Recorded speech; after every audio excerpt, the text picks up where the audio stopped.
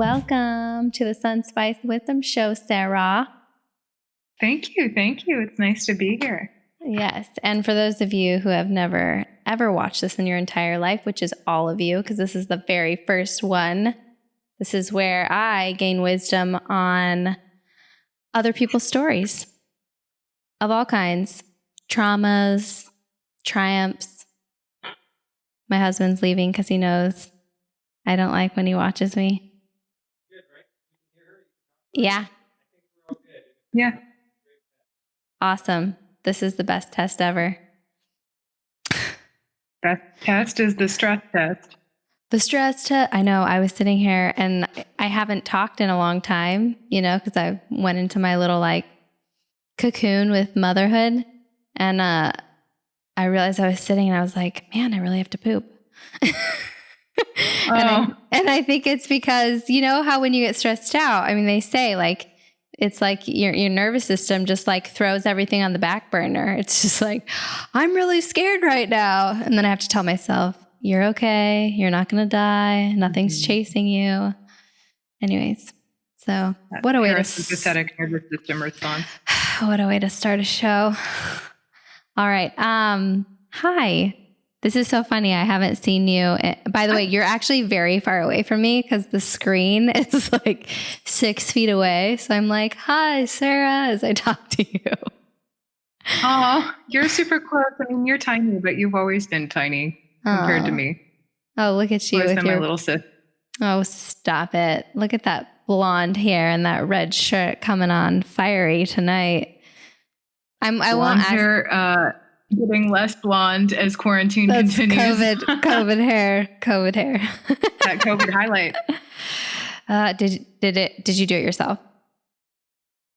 No, I have a wonderful colorist, although I haven't seen him obviously since February. I got my hair done in late February. Beautiful, beautiful blonde dye job, which of course nobody saw because we immediately in Los Angeles, where I'm based, went into quarantine. And so, it's a bummer, but I'm very tempted to just chop it all off.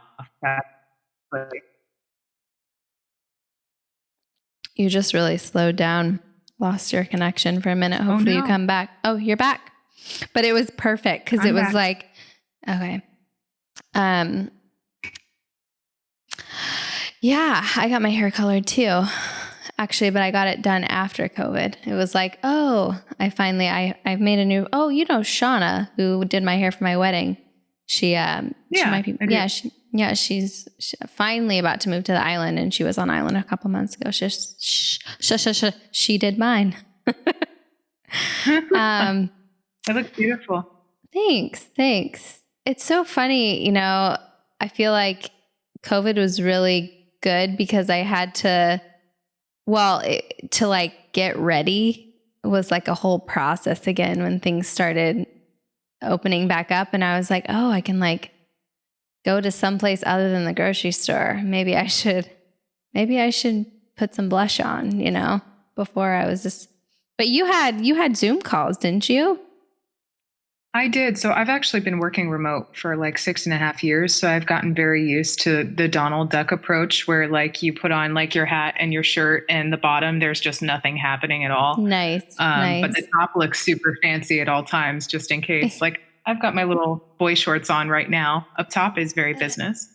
Oh, nice. But if that's your business attire, I wonder what your boss thinks. Oh, your boss is a woman. Never mind. Oh, but that could work too. Yep. You never know. Always. You know me. I go many ways. I know you. It's actually my mom's shirt. Really? Vintage. So be careful about what you say about it. Yeah, it's my mom's shirt from the 90s. So be careful about what you imply about this beautiful red shirt. No, I have no complaints about the red shirt. Any woman that is wearing red, I just immediately am drawn to it. Like all men. It's funny. It's what is that? What is that? It's a color that either signifies opportunity or danger in the animal kingdom, just out in nature. It's either, something like a very rich berry or a red breast on some alpha predator. Oh, yes.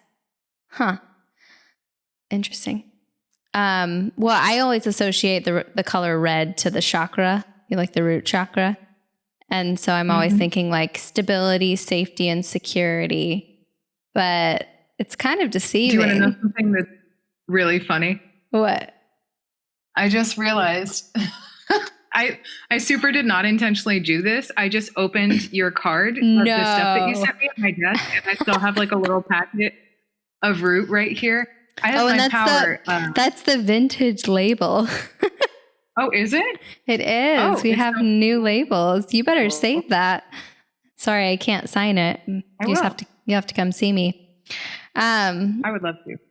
So believe it or not, I did have you on the show to well, one, just get comfortable talking to it into a microphone again. And two, also, I did want to talk about your story with acne, because I feel like it kind of moves into a much deeper conversation, which has to do with self-esteem, self-perception, your own self-reflection, and kind of that heavier meaning that I think particularly, I know for men it's a thing too, but I think for women even more so, just because there's this perceived expectation that we maybe taught ourselves or learned at a younger age from the magazines we looked at, or, all that beautiful media that just does a great job telling us what is and is not appealing.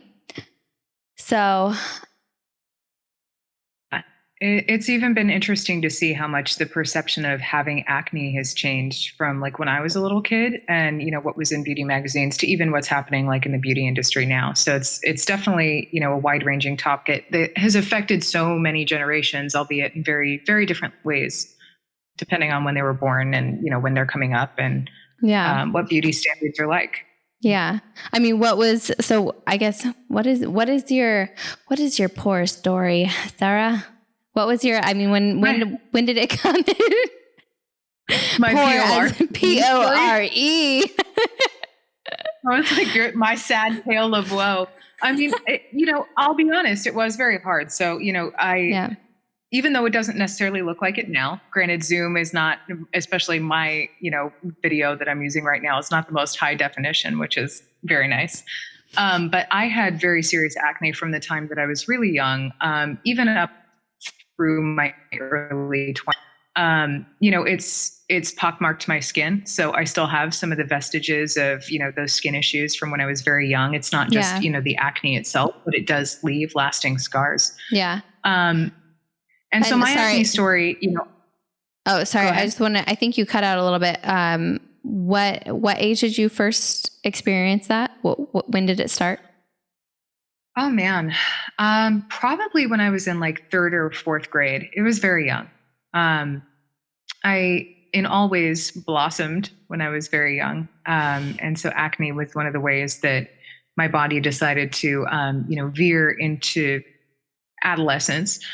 And it was really intense. It wasn't just, sort of small smattering of, stress acne or, prepubescent acne. It was, sort of all over my face, my forehead, my back. It was really impossible to cover up with makeup, which, at that time for beauty was considered this really terrible thing.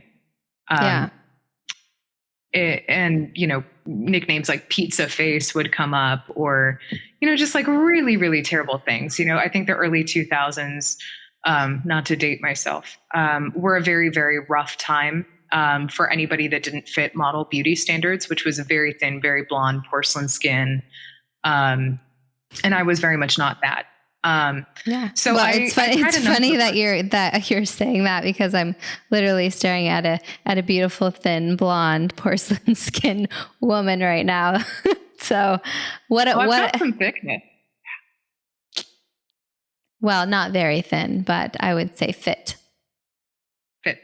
Oh yeah, fit.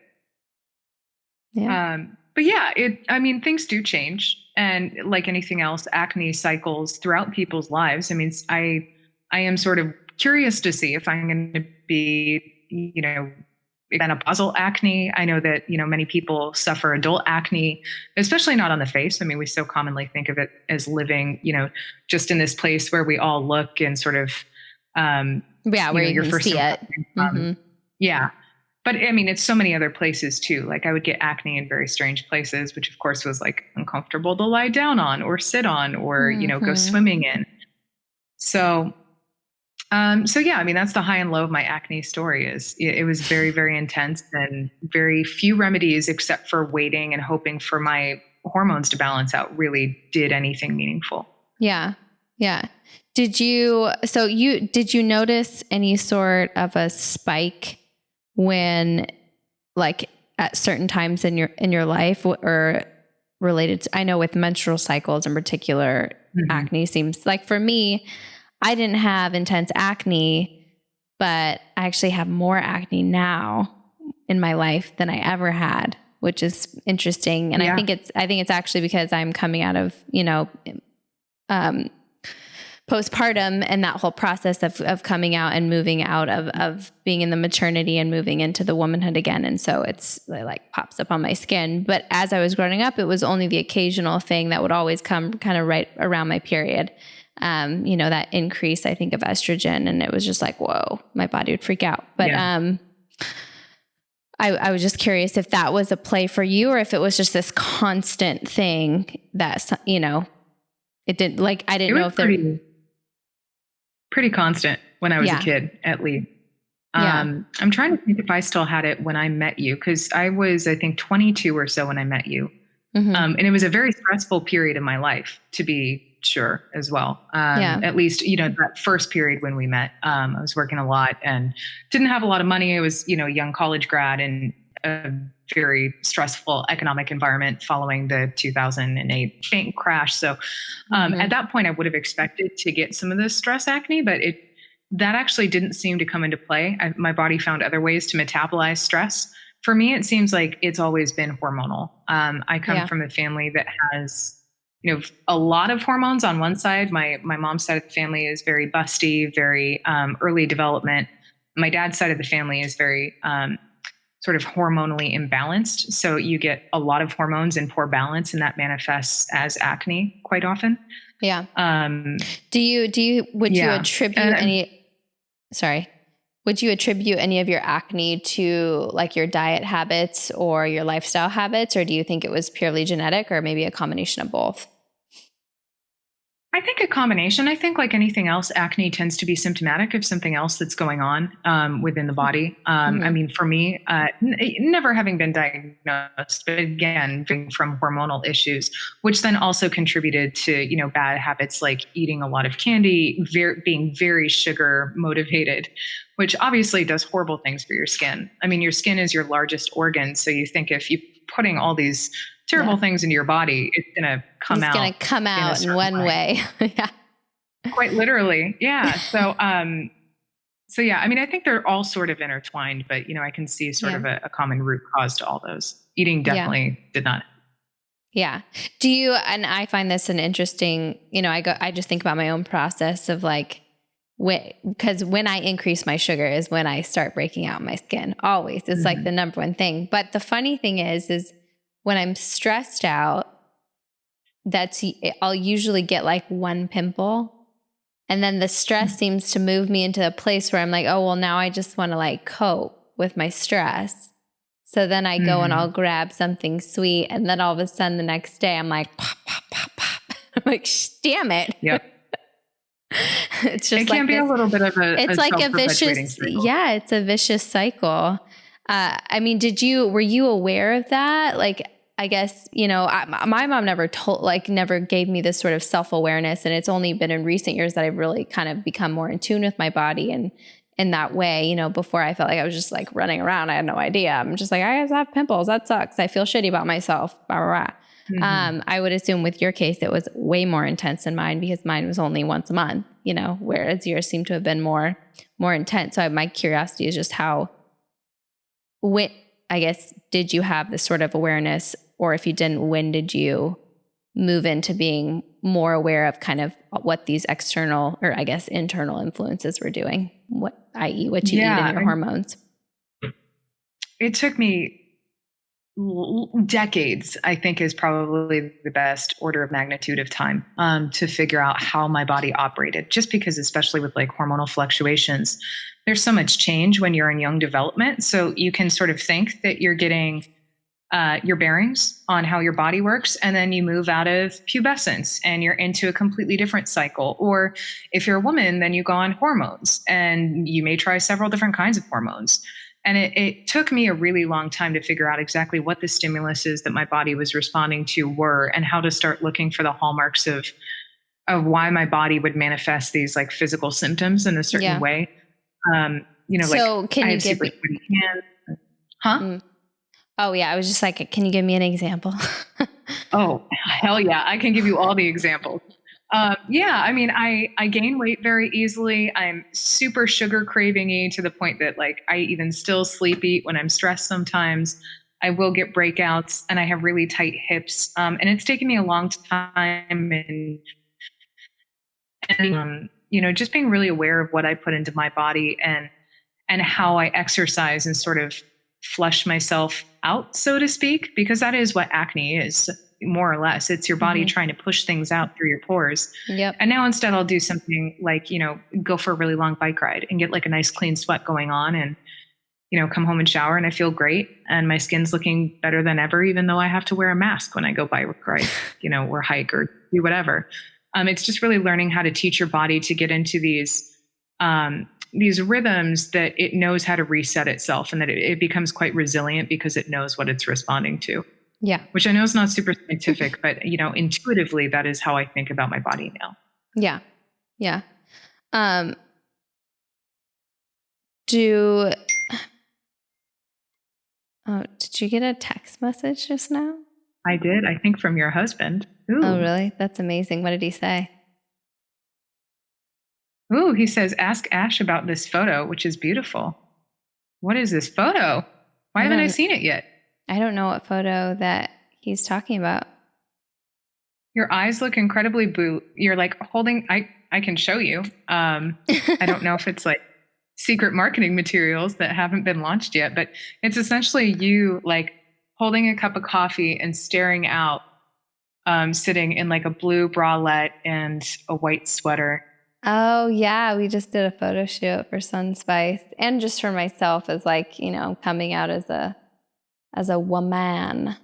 Not that I wasn't a woman before I had kids, or when I had kids. I feel like I earned my like honorary divine feminine badge after birthing children and getting married. Got your femme card? Yes. So, I mean, do you have natural, like, what's your daily skin routine like? It has become so intense in a good way. It's become a self-care ritual, which is a really nice thing to have.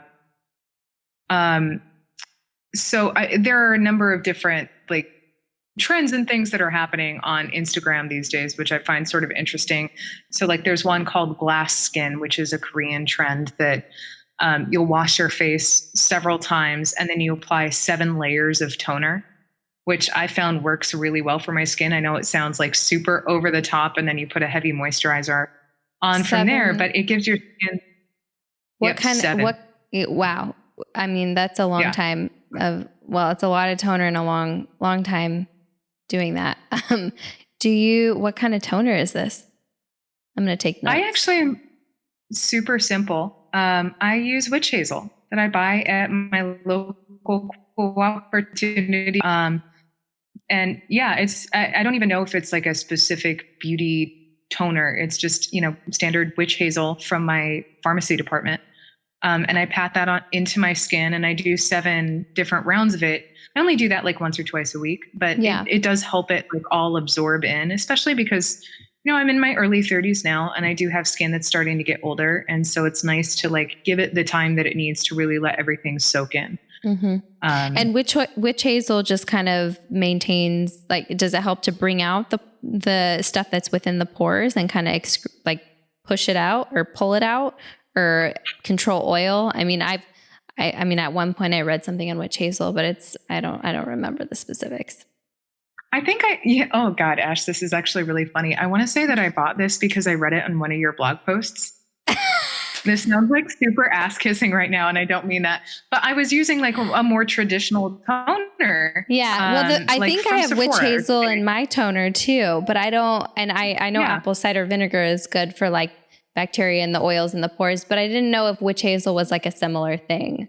It must be, since I wrote about it in a blog. You super did.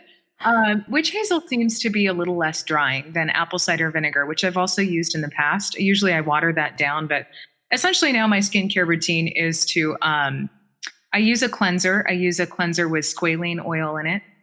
That's supposed to be nice and hydrating, you know, and exfoliates. What is squalene oil?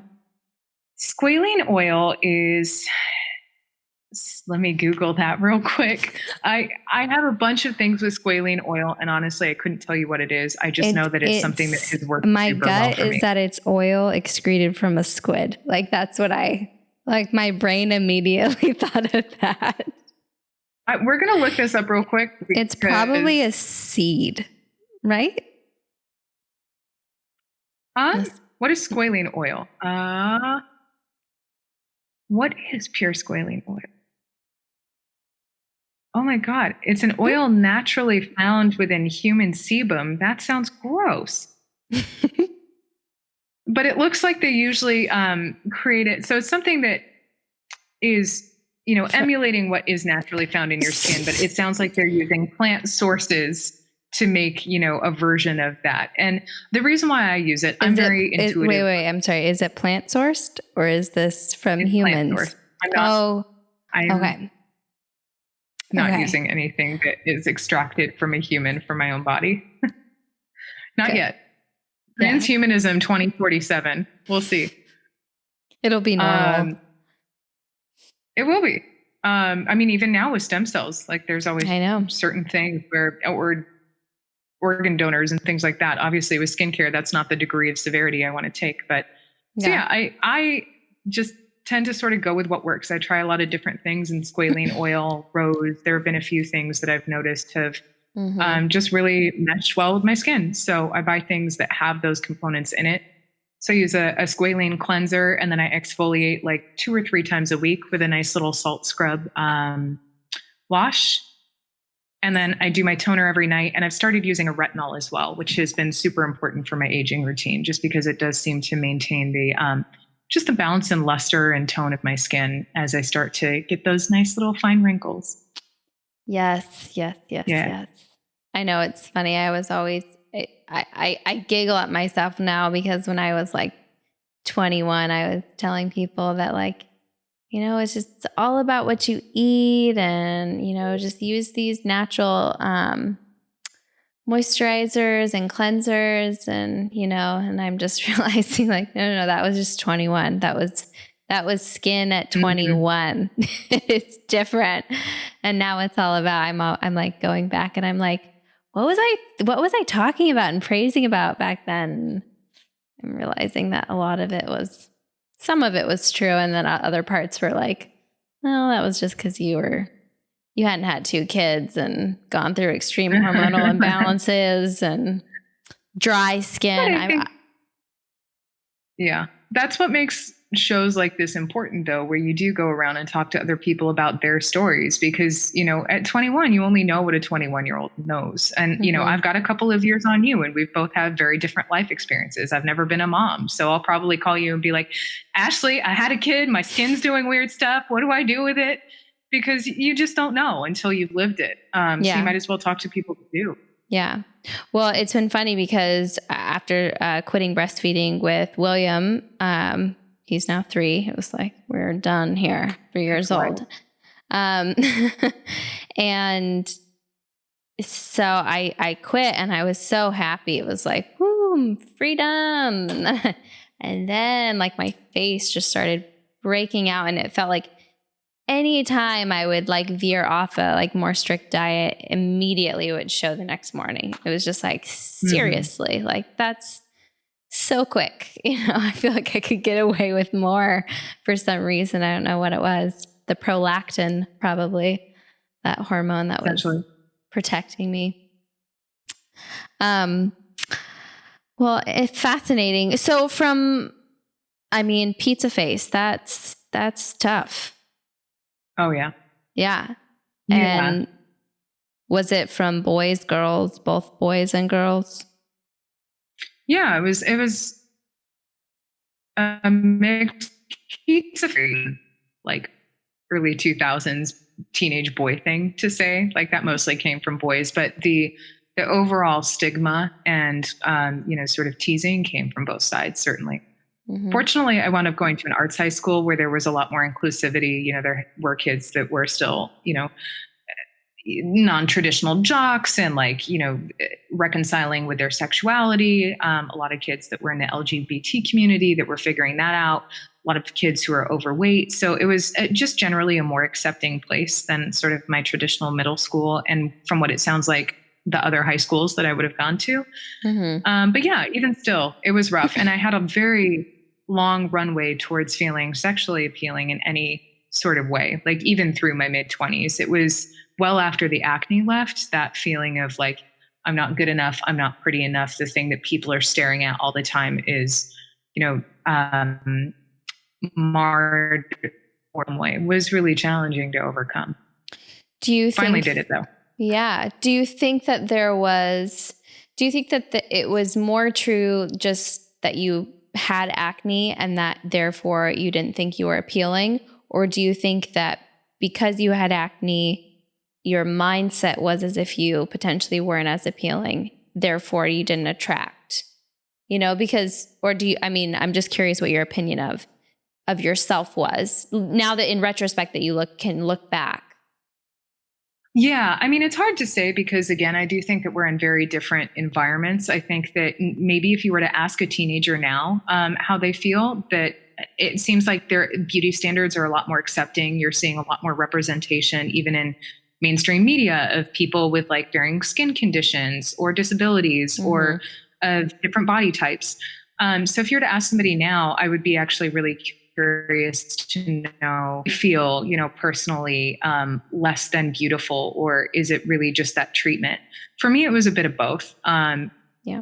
Looking back on it, I certainly shut down far more than I think the actual physical nature of having acne warranted. It was a lot of so it moved you into this perpetual sort of these bad habits, maybe that were more emotionally driven.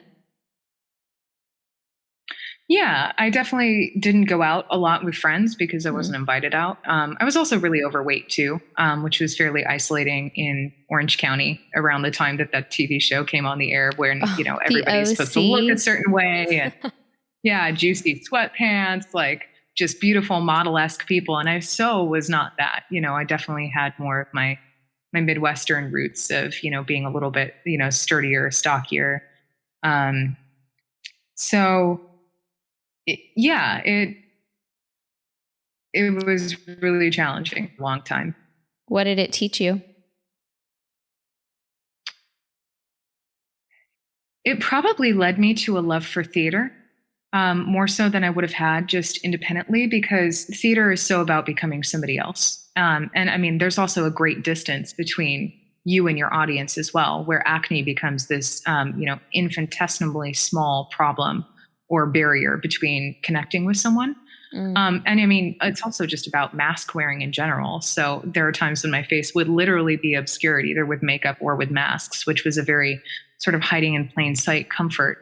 But yeah, I mean, it really allowed me to feel there where I could cover up my acne or have it be less visible in some way, and allowed me to start shining and sharing my personality in these other ways. And then slowly realizing, oh, wait, I am still that person when I'm off the stage. Those things are still inside me.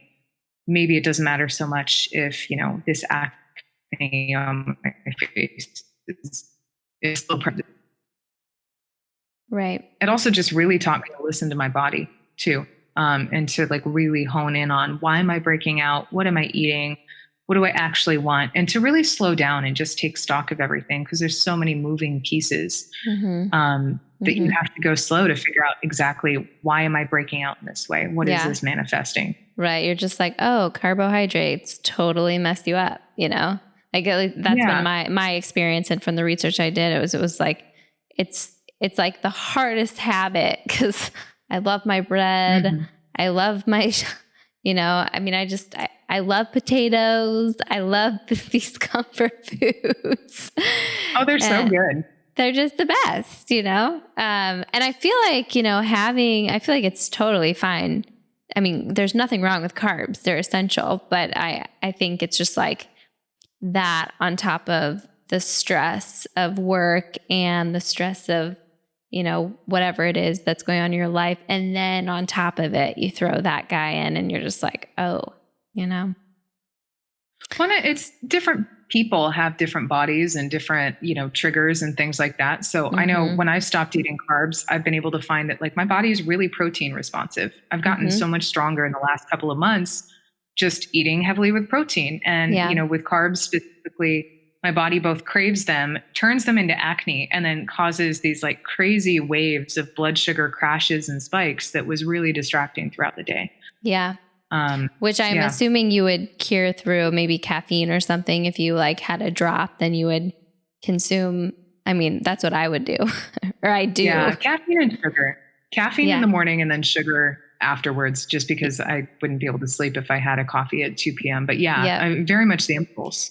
This is the story of so many people, including myself, right? Like for me, it's like even though I'm not drinking coffee, I'll still find myself having like, another cup of tea or spice or whatever it is that's going to give me that kick of caffeine. And then after a long day, it's like, well, I'm not going to have that, but I'll have a glass of wine, Yep.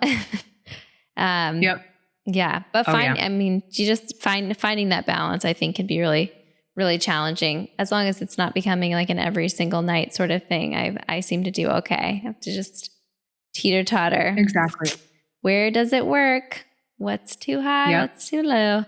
What was the other thing I wanted to share with you or ask you?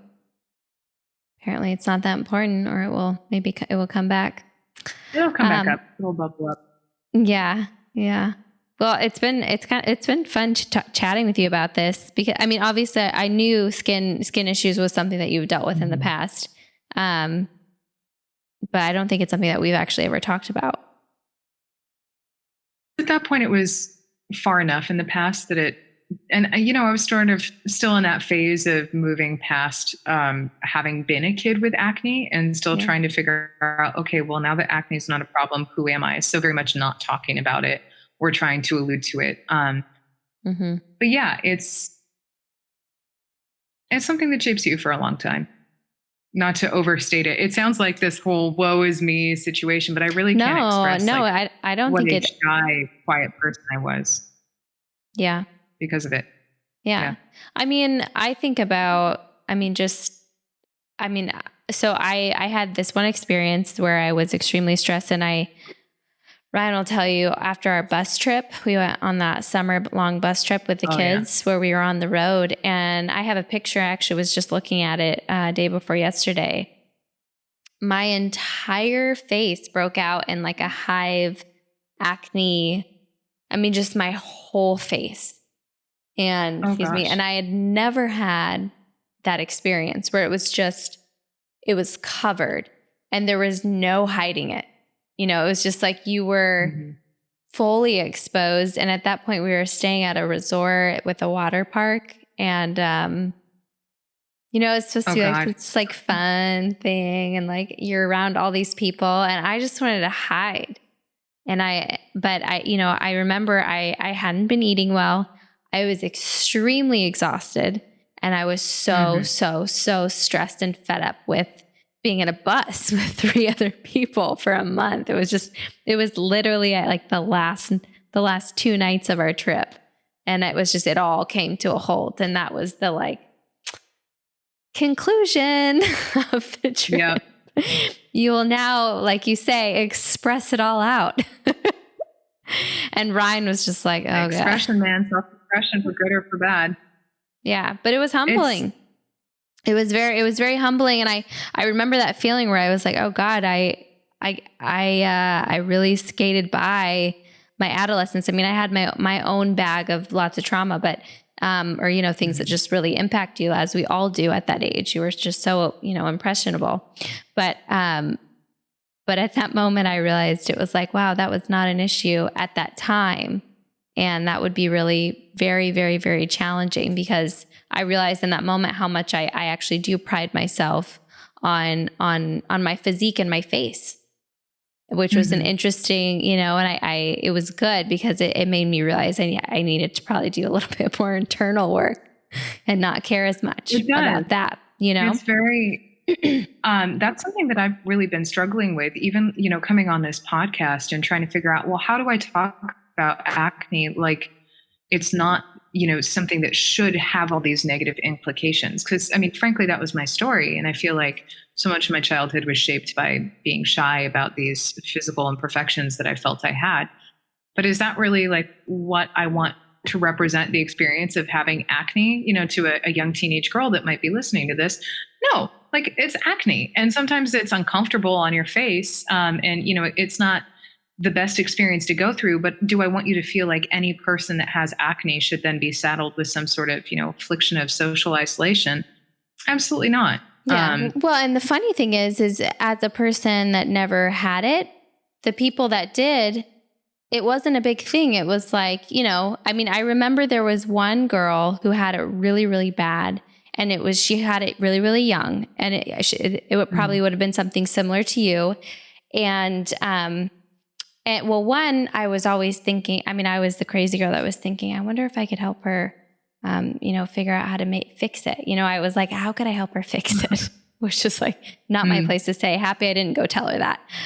But I had I had a heart for her about it. I had a heart for her about it, but only like the first few times I saw her and met her. And then it was like, I didn't even think about it. It was like, yeah, you just, I think as people naturally, as soon as you once you know someone, it doesn't matter. Those like little subtle things, it's like, Sarah, you're super fucking sexy. I just, everything about you is wonderful. I love you and you're beautiful.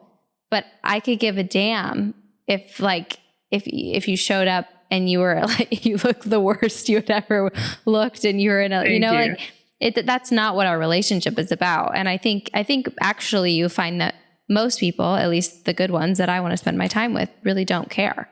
And it is more for ourselves in our own selfish way.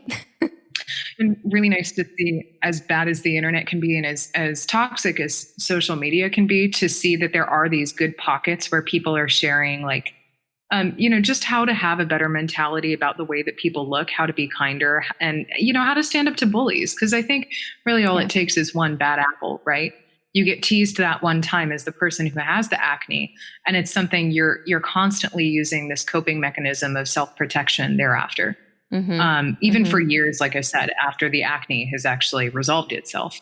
So it's really interesting to hear from the opposite side that it's just not even a consideration when you're meeting somebody, that acne is not the defining feature of their person. Yeah. Fascinating. Well, how long has it been? I don't know. I think we're... Since what? An hour? I don't even... Ish or so? Yeah. Let me see when Ryan updated link. I think we're about an hour.